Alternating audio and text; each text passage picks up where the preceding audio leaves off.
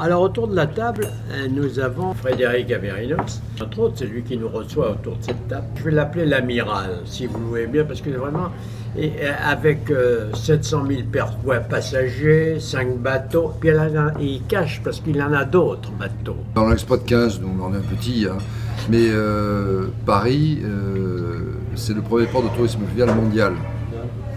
Il y a 8 millions de personnes qui se baladent dans ce qu'on appelle le bief. Alors le bief, parce qu'il faut faire un peu de culture aussi, c'est ce qu'il y a entre deux écluses dans le fluvial. Et à Paris, c'est ce qu'il y a entre l'écluse d'Ivry et l'écluse de Suresnes. Donc à l'intérieur de ça, là, dans ce bief, il y a 8 millions de personnes par an qui se baladent sur la Seine. Et pour faire ça, il y a à peu près 50 compagnies et un peu plus de 100 bateaux. Alors ça va des très grosses compagnies qu'on connaît tous, bateau Mouche, bateau parisien, nous, voilà. Et puis à celui qui a une petite péniche qui va vous louer pour un banquet, une soirée, etc. Mais ça fait quand même 8 millions de personnes, c'est un gros marché. Mais c'est un marché sur lequel tout le monde se respecte, parce que chacun finalement a une place différenciée. Alors par exemple, si je raisonne par rapport à nos amis des bateaux Mouches, qui sont une très grosse compagnie qu'on connaît bien, eux, on va dire que c'est plutôt le trafic de groupe, c'est plutôt le trafic de masse. Nous, on va être plutôt les individuels et des plus petits bateaux, l'autre, ça. Mais c'est un marché très dynamique. Et nous, dans tout ça, on exploite 15 bateaux. Je vais enchaîner avec les autres participants à ce déjeuner. Je vais commencer par la seule femme qui est autour de cette table, qui est Evelyne Metz, qui est une hôtelière du 15e arrondissement. 15e arrondissement, et qui est surtout vice-présidente nationale de la branche hôtellerie de l'UMIH. Alors le deuxième invité, qui connaît mieux que personne le milieu du tourisme, c'est Paul Roll. Paul Roll, alors lui, c'est les Champs-Élysées à lui tout seul. Parce que sa boîte s'appelle les Champs-Élysées. Maison des Champs-Élysées. La maison des Champs-Élysées. Et alors, qu'est-ce que c'est que la maison des Champs-Élysées? C'est une adresse, tu as 2 pas des Champs-Élysées, 8 rue Jean Goujon. C'est une adresse, 3 métiers. Un hôtel, 5 étoiles, qui a 57 chambres. On a un deuxième métier que sont des salons de réunion. On a 1100 mètres carrés, 11 salles de réunion, donc une salle plénière, deux salles Napoléon III, qui est commercialisée sous le label de Maison des Centraliens, donc, qui est toujours la même adresse.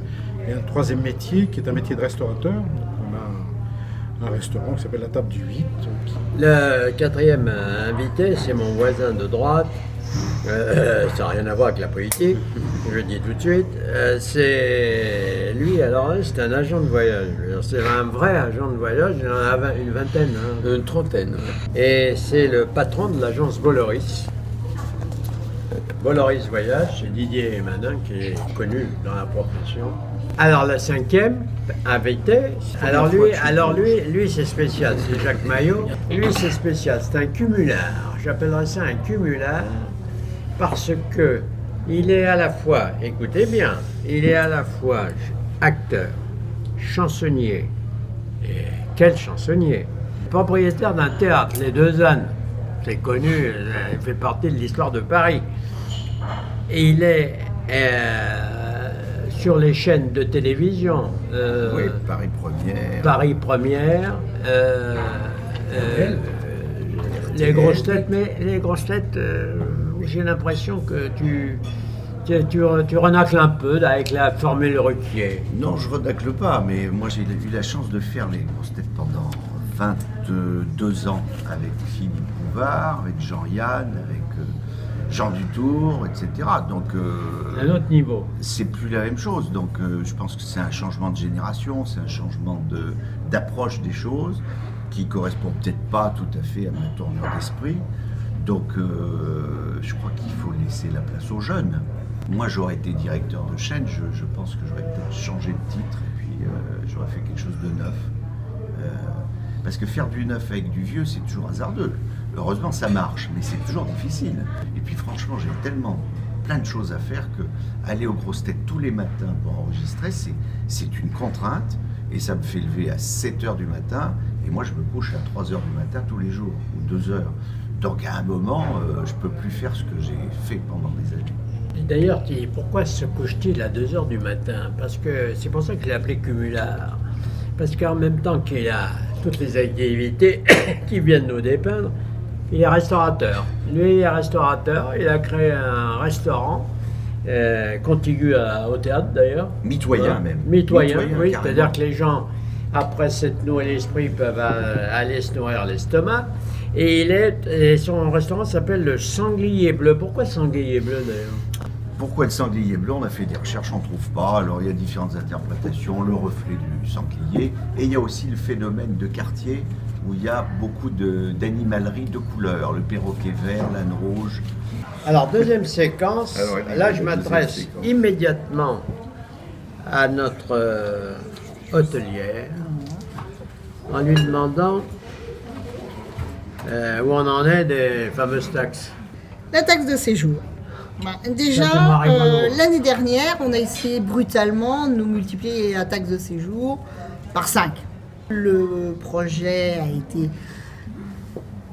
repoussé et fin décembre, dans le projet de loi de finances, on a fixé les nouveaux taux de taxe de séjour suivant les catégories d'établissements et refixé les abattements. Et puis après, chaque mairie a pu faire ce qu'elle voulait. Donc notre chère mairie parisienne a augmenté bien entendu le plafond, a mis la taxe de séjour au plafond, mais ça c'était de bonne guerre, elle n'avait pas été revalorisée depuis un certain temps. Donc je vais vous la faire simple, on va prendre un hôtel qui peut accueillir 100 personnes. On va le prendre en 3 étoiles, 1,50 € hors taxe, ça fait 150 € par jour. Mais même qu'il y ait ou non des clients dedans? Qui est ou non des clients? Alors, c'est grave en fonction des clients, je pense. Auparavant, on avait un abattement de 40%, vous n'allez pas me contredire, qui correspondait à un taux moyen d'occupation qu'on pouvait obtenir, puisque non seulement on ne loue pas toutes nos chambres tous les soirs, ça se saurait, puis en plus on ne met pas le maximum de personnes par chambre tous les soirs. En clientèle d'affaires, Qui est la moitié de la clientèle. voilà, et il y a en général une personne. Donc 100 personnes tous les soirs, ça fait 150 € que vous louiez ou pas vos chambres. Et à ça se rajoute un certain nombre de petits détails techniques, entre autres une taxe départementale, puisque Paris a la chance d'être non seulement une commune, mais un département, ce qui fait que la taxe de séjour va passer d'1,50 € à 1,65 € par personne en 3 étoiles. Je prends le milieu de gamme. Et ça, qu'on loue ou pas nos chambres. Et parce que la mairie de Paris est obligée de faire face à l'entretien phénoménal dû à l'affluence exceptionnelle de touristes à Paris. Alors je ne sais pas, on devrait mettre une barrière d'octroi. Oui. Et ceux qui sont en dehors, de l'autre côté du périphérique, peut-être leur faire payer aussi une participation. Ça, c'est le point de vue des syndicats. J'aimerais avoir l'opinion de Paul là-dessus. Le point de vue est le même. Je pense qu'il n'y a pas de... Comme toujours, on est en train de mélanger fiscalité, ressources et secteur industriel. Le secteur industriel, d'une certaine manière, comme vous disiez, il est évident qu'aujourd'hui, de quitter le réel, de passer, on devient recouvreur pour le compte d'eux, limite ça devient un problème entre le consommateur et la ville qui l'accueille. On trouve le niveau élevé, c'est quelque part un problème dans lequel l'hôtelier ne fait rien d'autre que percevoir pour le compte de la ville un revenu. Le problème de fond, c'est qu'on est dans une ville qui a du mal à assumer son tourisme, une ville qui a du mal, entre guillemets, même quand on essaye de justifier ce qui a été fait avec la délibération au Conseil de Paris, de justifier le montant de la subvention, il y a un montant de 275 millions d'euros qui serait affecté au tourisme. Moi, sincèrement, d'abord le touriste, il paye la TVA, il consomme, il crée de l'emploi. Donc, comme Delanoë a l'habitude de dire, Paris ne nous appartient pas, on ne fait que passer. Ce qui est assez vrai. Et donc c'est vrai qu'aujourd'hui, je pense qu'au-delà de la taxe de séjour, et cette période un peu étrange entre 1er janvier et le fait qu'on devient recouvreur, la vraie question c'est qu'il faut qu'on assume ce tourisme, qu'on le planifie. Aujourd'hui, on est en train de... Tout à coup, il y a une passion pour l'hôtellerie, donc on crée des hôtels de partout dès qu'on peut. Un bâtiment de bureau qui est déclassé, on se dit on va faire un hôtel, mais en même temps, on a des files d'attente au Louvre interminables, on a du mal à faire passer la fermeture hebdomadaire en ouverture, on a du mal, ici, à côté de la Tour Eiffel, il y a 2 heures d'attente un jour normal, donc il faut quand même d'une certaine manière qu'on mette tout ça en musique et qu'on se dise qu'on est un secteur industriel comme on organise d'autres secteurs. Genre, si je devais faire un rapport aujourd'hui, le tourisme fait plus d'emplois que fait le secteur automobile, qu'est-ce qu'on ne fait pas pour le secteur automobile, qu'est-ce qu'on ne fait pas pour l'agriculture, par exemple, on fait rien pour nous. Paul, qu'est-ce que tu penses de cette histoire de gasoil? Comme toujours, les titres sont plus dramatiques que la réalité du sujet. Le sujet, il faut le traiter. Les villes ne sont pas faites pour avoir autant de voitures, autant de bruit, autant de pollution, tout ce qu'on voudra. Donc, qu'il faille s'imposer des règles de propreté, moi, ça ne me choque pas. Frédéric, si j'ai bien compris, tu as un bateau qui est électrique. Même 5. Oui, non, mais c'est très bien qu'on évolue et c'est inévitable. De toute façon, la réglementation nous l'impose. Alors nous, on est peut-être un peu plus en avance dans l'histoire de l'éco-sensible. L'histoire des autocars, moi, ça fait 7 ans que je suis dans ce secteur, on entend parler de cette évolution inévitable tôt ou tard. Et moi, comme dit Paul, c'est vrai qu'il faut nécessairement, les villes ne sont pas appelées à accueillir des voitures, des autocars, c'est la même chose que la piétonisation des berges. Toutes ces choses-là, ça va dans le sens de l'histoire, c'est normal. Moi, je suis une entreprise, j'ai besoin, non pas, je sais bien qu'on peut pas de l'argent, je ne demande pas de l'argent, mais j'aimerais qu'on nous propose des projets concrets, qu'on nous fasse des études de faisabilité, qu'on nous aide à développer des activités. Et ça, malheureusement, c'est pas ça. Donc, les réflexions, les études, les perspectives, elles sont définies, connues, répétées. Le problème, c'est de les synthétiser, de les concrétiser, de les traduire dans des choses effectives pour les entreprises que nous sommes. Moi, si je respectais toutes les règles ici, puis la Tour Eiffel, il ne faudrait pas que j'ai de passagers parce que c'est pas embêtant. Le bruit, la lumière, la couleur, il faut qu'on soit couleur pierre, les bateaux, pas qu'on les voit. Donc c'est ça. Hein, mais je respecte en même temps. Je comprends qu'au pied de la Tour Eiffel, on ne fasse pas la fête à Neuneu.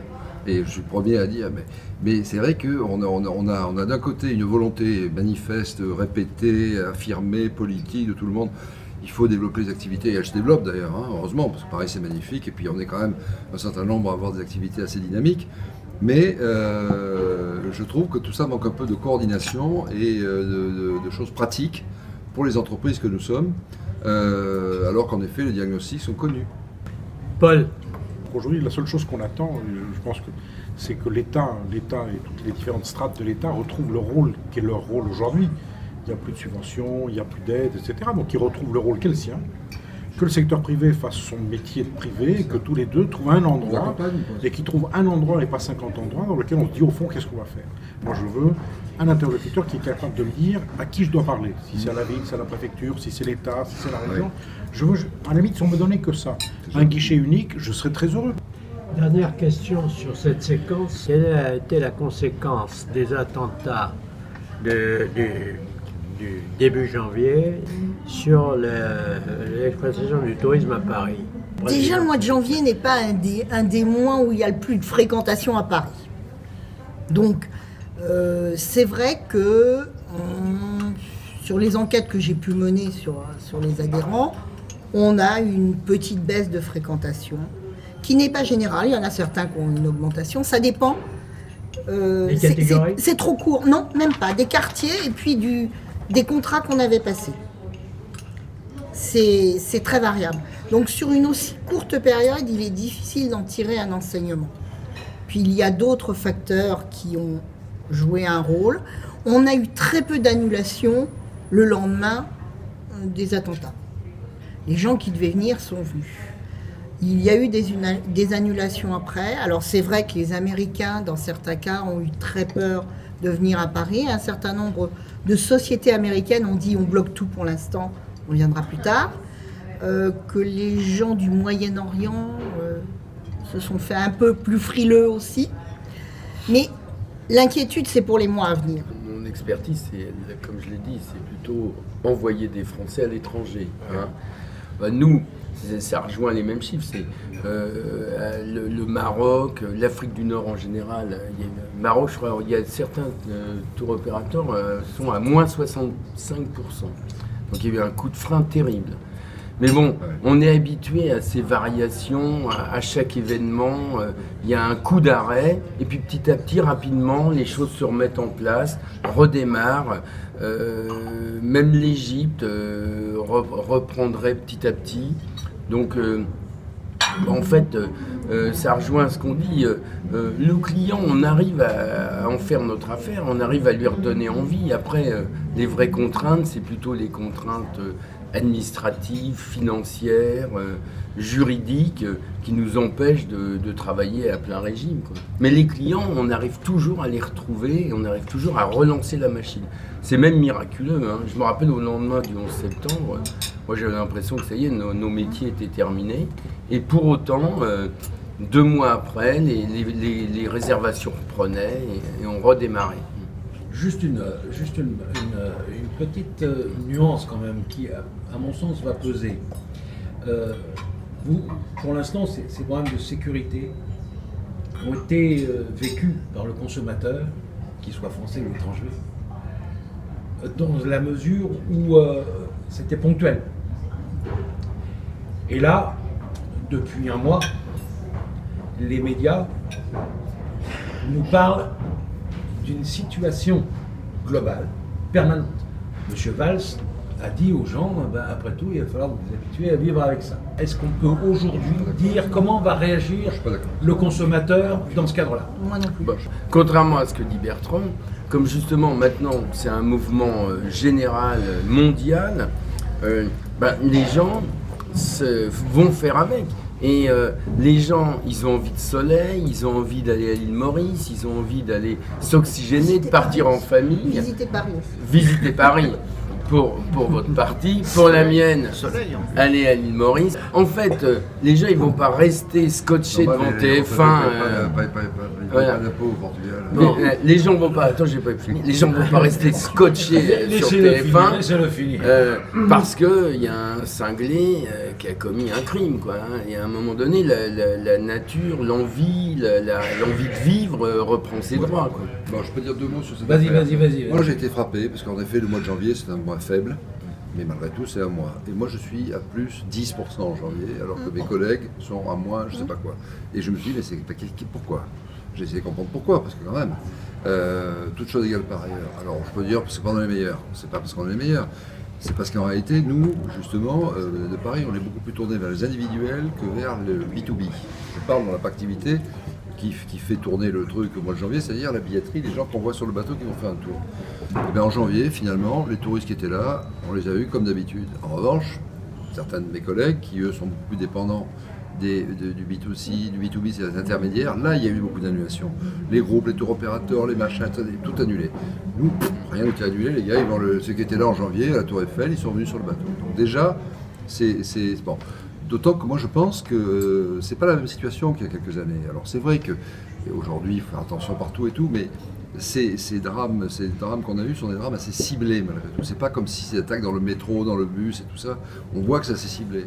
Donc la vie de tous les jours, je suis pas convaincu moi que les gens se disent si je vais à Paris j'aurais dû me prendre une bombe sur la gueule comme c'était le cas il y a 15 ou 20 ans. On voit bien que ce terrorisme aujourd'hui, il est beaucoup plus orienté vers telle ou telle cible. On a beaucoup parlé de Paris. Moi, j'aimerais savoir pourquoi, et ça, c'est à l'agent de voyage que je parle, pourquoi les agents de voyage ne vendent pas Paris.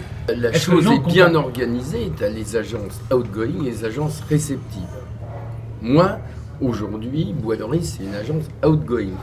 Donc en fait, c'est pas moi qu'on va contacter, on va contacter notre ami. Non, mais c'est vrai. Moi je pense que les agences de voyage outgoing, c'est leur métier de faire de l'outgoing. Et que c'est vrai qu'elles pourraient avoir une activité réceptive, ça peut se développer dans la réceptive, c'est autre chose. Mais même avec leur outgoing, elles ont des clients qui viennent, et ces gens-là, ils ont des anniversaires, des mariages, des assemblées générales dans leurs entreprises, et je vois pas pourquoi, d'ailleurs un certain nombre le font, des agences de voyage ne pourraient pas un peu plus compléter leur c'est-à-dire qu'un type qui vient t'acheter un mois je sais pas où à l'île Maurice ou je sais pas quoi et tout ça, c'est un type qui lui aussi vit à Paris et a une activité et pourquoi pas. Pourquoi il n'y aurait pas dans les agences de voyage français un forfait de ZAN ou avec dans un hôtel de cher ami de votre chaîne, comprenant une croisière sur la Seine, parce que moi je connais un tas de Français à Brive-la-Gaillarde, qui est mon pays, qui ne connaissent pas les croisières sur la Seine. Didier va répondre. Tu vas répondre. Voilà, vas-y. Après, je voudrais qu'il réponde. Donc là, attention, vous m'avez posé une autre problématique. pourquoi, Mais c'est le but du déjeuner, pourquoi c'est les ça. agences outgoing ne font pas de l'incoming. Donc ça, c'est un débat très intéressant sur lequel on pourrait travailler longtemps et j'ai des arguments. Par contre, quand tu me dis pourquoi on ne pourrait pas proposer, j'ai 50 000 clients par an dans mes 30 agences Boileris, pourquoi on ne pourrait pas proposer à nos clients parisiens d'aller passer une soirée au Lausanne, alors là, c'est tout à fait cohérent et c'est tout à fait pertinent. Ce business-là existe. Les gens de province qui viennent Bien à sûr. Paris pour Ouais. un spectacle, plus une nuit d'hôtel, ça existe. Mais ils sont à déjà- Brive-la-Gaillarde. Ils sont à la Ouais. Brive-la-Gaillarde et souvent ça passe par un comité d'entreprise. Donc il y a des agences qui sont... Mais vous vendez à des comités d'entreprise. Oui, mais très peu. Parce Très que peu. moi, je suis pas un grand théâtre, j'ai Ah, c'est pas 300 suffisant. places. Donc, si je me mets les comités d'entreprise, après, j'ai plus de Bon. place pour les clients individuels. Donc, je limite mes groupes à 50, 60 personnes. Oui, ça fait un Quelquefois, on autocar, monte hein. à 100. Ça fait un ça fait un autocar. Bon, donc ça existe. Le handicap que nous avons, c'est que passer 2 jours à Paris, ça coûte le même prix que d'aller passer une semaine en Tunisie ou au Maroc. Donc dans le comité d'entreprise, allez, on va prendre du fin fond de la France, et ben vous vendez beaucoup plus aux gens qui vont acheter une semaine de soleil. C'est les autocaristes qui font ça Mais oui. en province. Oui. C'est tout à fait. seulement eux aussi. Eux, ils sont- vendent Paris. Oui, mais ils vendent Paris. eux aussi, ils croulent sous la réglementation. Ah, bah oui. De chauffeurs, le temps de travail limité. Et puis quand ils arrivent à Paris, qu'est-ce qu'ils font de leur autobus s'ils n'ont plus le droit de circuler dans Paris? Oui. On n'en est pas là. On n'en est pas là, mais c'est aussi une réalité.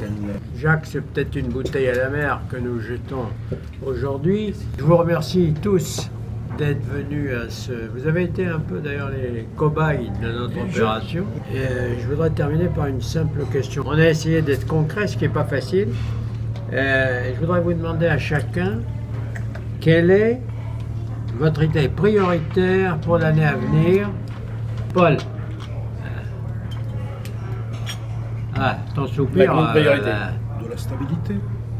Hein? De la De stabilité. la stabilité, oui. Stabilité. Financière, Fiscale. sécuritaire, Il n'y a pas de fiscale. fiscalité Non fiscale. mais c'est très bien, l'idée prioritaire. Frédéric. Oui, tout ce qu'on a en cours se concrétise comme on l'a prévu. Stabilité législative, fiscale, on est des chefs d'entreprise, on a besoin, quand on fait un business plan, quand on met une action en place, d'avoir suffisamment de recul et pas avoir des règles qui changent tous les 3 mois. Mon cher tour opérateur. Moi, la fin de cette folie des lois contraignantes, nouvelles, tous les matins. Je parlais de la loi Hamon, la loi sur les mutuelles, la loi sur... Enfin, j'en ai à l'infini. Et moi, je peux plus travailler. Merci. Merci à tous. Merci, Frédéric. Merci à Merci à La carte de notre crédit ou Un pas honneur. merci à notre hôte. Merci à tous.